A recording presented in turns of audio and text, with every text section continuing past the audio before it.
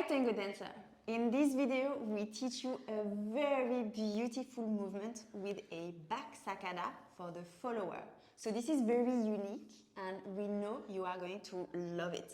It might look a bit challenging at the beginning, but stay with us because we will show you step by step how to get there, and we know you can do it. We love the idea of being creative when doing the hero, because in the hero the leader will improvise, and in this case we are going to improvise by inviting the follower to do a back sacada. First we show you the movement.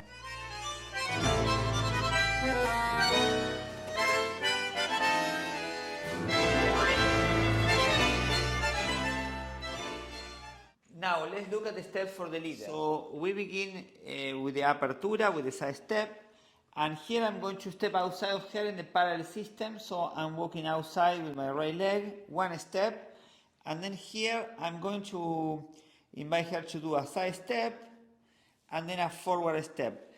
At this point is when we are going to open the embrace. Now we are in the practice embrace, and I'm going to create a space to do a nice sacada here with my left foot. I'm doing a sacada in her back leg, in this case it's her right leg. So I do the sacada, I pivot her, and here I'm going to invite her to over pivot. She change her weight, I change her weight, so I invite her to change, and then I invite her to do a back step. So here she step back, she find the contact with my leg, and then we continue with the hero. Now we show you from another angle.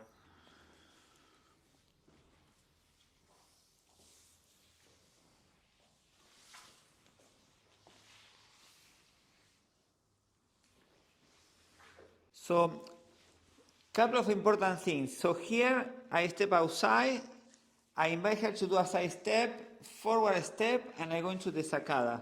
So here as a leader I need to open my left shoulder to invite her to begin with the hero, because I'm going to do a sacada in this forward ocho, but I will continue opening my shoulder so in a way that she keep walking around me doing the hero. So that's the first step of her turn, her hero.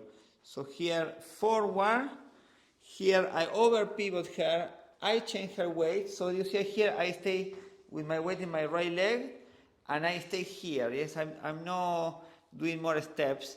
And then I change her weight and then I invite her to step back. So I open again my left shoulder. I invite her to step back to take the step, and then we resolve with the parada. So followers, let's look at your steps, and I want you to think about three things. First, remember that every movement in the lower part of the body is happening as a consequence of what is happening in the center. So all of your movements are going to be driven by your center, which is always looking for the connection to your partner. We will demonstrate. Number two, this requires a lot of control of your alignment so that you are not losing your balance. So don't rush the movement, make sure you are very straight and grounded. Number three, you are going to need to be very precise in terms of the direction of your steps. So I will demonstrate here. So we take a side step with them, and here we go back, and the side is a little bit diagonal. So remember, in the circular movements, if the followers are not precise in the direction of their steps, we go too far away from them and we lose the connection. So we need to be very precise. Side step, and then forward step. And here, remember that it's the center of the chest that is leading all of your movements.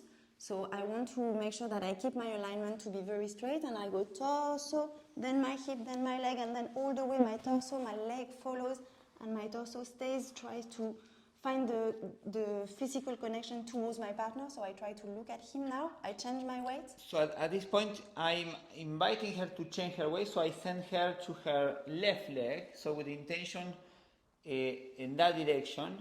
So I change her weight, and now I invite her, and then she will step back. I take a back step, and by taking my back step, I take his space, which is what we call doing a sacada, and then I say do side, forward, and we resolve with a parada. So it looks a bit more challenging maybe than what you do usually, but it's just a matter of making sure the ingredients are there. you are aligned, you're very connected with your partner, you take the time, so slow it down and keep practicing it, and it's gonna work. Now we show you in the tango embrace. So we begin in the close embrace, and we are going to open the embrace here after the forward step for the leader. So followers, really feel your leader's hand against your back. And here we do the side step, and then we are going to do this forward step with this desplazamiento, with this displacement. So I'm sending here a little bit diagonal. This step is not around my axis. I'm sending here more diagonal, that way to create more space for my sacada and to create more space for her also to pivot, change weight, and then we go into the sacada.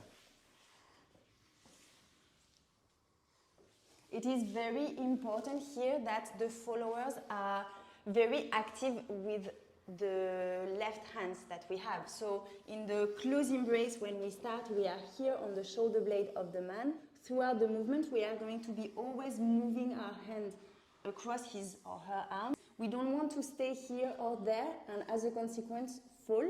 So I'm always going to be very active here, looking for a comfortable position for my axis. So we show you now in the movement. Here we open.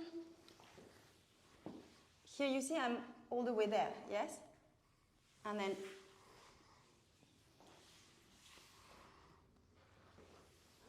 then I resolve by going back into the close embrace. Now we show you with tango music.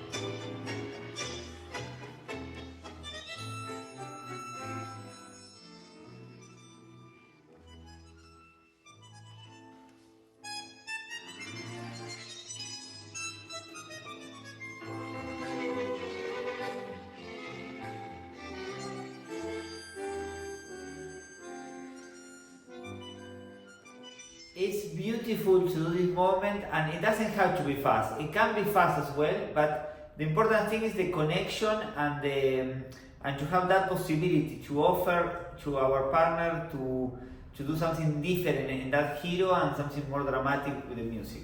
It's amazing the contrast that it brings to your dancing, because you have this big dramatic opening and then after, bam, you go back into the close embrace with the sacada. So it's a really nice change of dynamics which works really well for melodic music. So please, please, please use this step and tell us in the comments how it goes, how it works. It's very important for this movement to be grounded when you are doing your turn. Remember, we are basing this movement on a tango turn, a simple tango giro.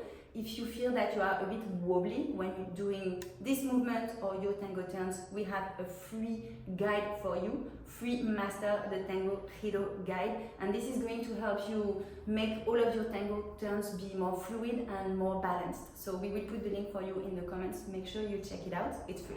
Thank you for watching, and please keep learning and keep sharing your dancing, because the world of tango needs your embrace.